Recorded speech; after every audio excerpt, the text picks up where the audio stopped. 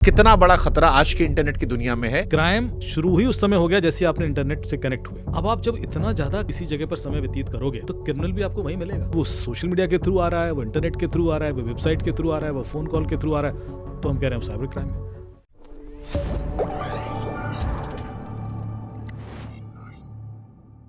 एक common question है कि मेरे जैसा एक आम इंसान जो एक साधारण जिंदगी जी रहा है, वो जो पहली बार सुनता है साइबर क्राइम या ये बड़े बड़े लफ्ज सुनता है तो वो उसको अजीब सा फील होता है। उसको लगता है ये सब क्या है। क्यों साइबर क्राइम को भारत जैसे देश में गंभीरता से लेना चाहिए और कितना बड़ा खतरा आज के इंटरनेट की दुनिया में है। हर डिवाइस, हर वो चीज जो हमारे आसपास है, जो सहूलियत हमें दे रहा है, वो बैंक, वो मोबाइल, वो लैपटॉप, कितना बड़ा खतरा हमारे लिए। देखिए, सबसे पहले तो साइबर क्राइम को मैं जो ट्रेडिशनल क्राइम है उससे अलग नहीं मानता। आज की डेट में कोई भी क्राइम होता है उसमें साइबर स्पेस का इन्वॉल्वमेंट होता ही है। चाहे वो मर्डर हो, चाहे वो किडनैपिंग हो, चाहे वो फाइनेंशियल फ्रॉड हो, चाहे वो टेररिस्ट अटैक हो, चाहे वो स्पियोनाज हो, कुछ भी हो, बिना साइबर स्पेस के एंगेजमेंट्स के नहीं होगा। तो हम जो भी केसेस इन्वेस्टिगेट करते हैं उसमें साइबर एंगल आता है। तो जो मेरा रोल है वो है साइबर क्राइम इन्वेस्टिगेशन, कि ढूंढो तो क्रिमिनल कौन है। और आप मान के चलिए कि जितने भी केसेस हैं कि हमें एक बॉडी मिली है, ढूंढिए, सबसे पहले साइबर से स्टार्ट होगा। आसपास पूछने वाले से भी ज़्यादा ज़रूरी है कि आप साइबर एंगल पे देखिए कि कौन डिजिटल फुटप्रिंट छोड़ के गया है, और वो साइबर स्पेस में मिलते हैं जिससे हम उस तक ढूंढ के पहुंचते हैं। आमतौर पर जब आप साइबर क्राइम की बात करते हैं तो लोगों को लगता है फाइनेंशियल फ्रॉड, जो आम जनता जिससे प्रभावित, जामताड़ा वाला। पर वो सिर्फ 10% एंगल है उस परिस्थिति का। क्योंकि हमारी ज़िंदगी में सुबह से शाम तक 18 घंटे हम फ़ोन पर हैं। जब हम सो रहे हैं तभी नहीं है, वरना फ़ोन हाथ में है ही।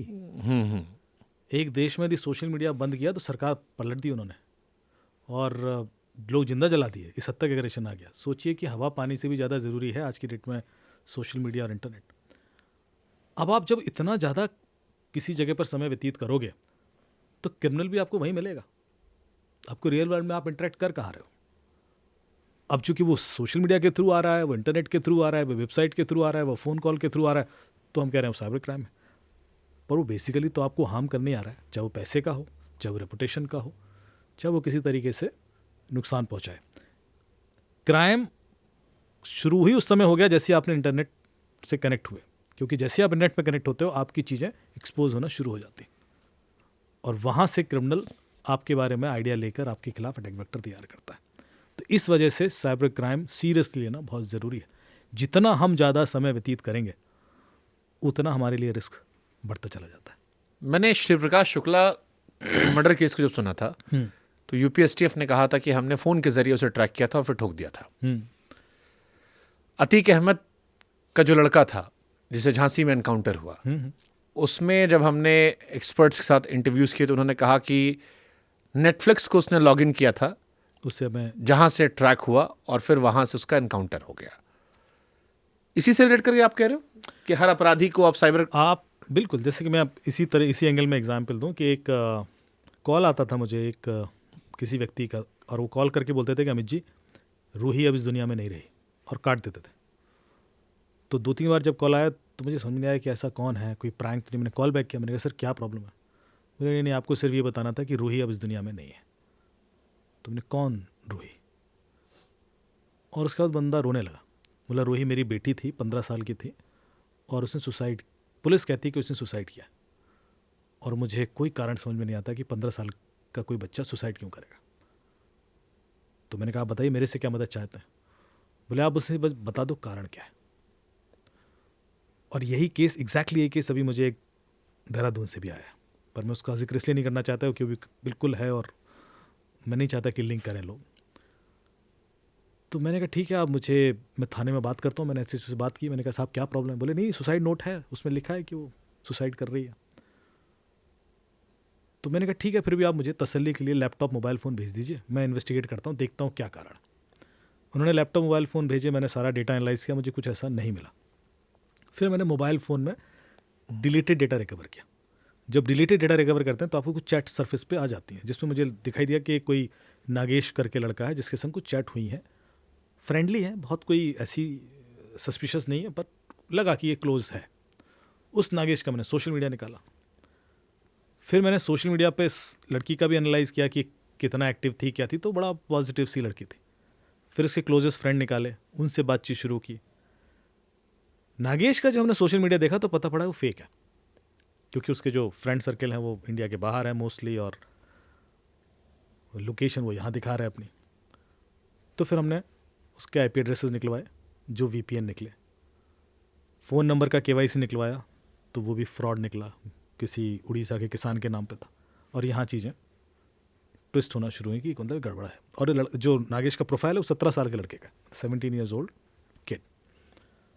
फिर मैंने इसका CDR निकलवाया तो कोई कॉल, नॉर्मल कॉल ही नहीं लगाया उस पर उसने, मतलब कि सिर्फ इंटरनेट एक्सेस कर रहा है और वो भी VPN यूज़ करके।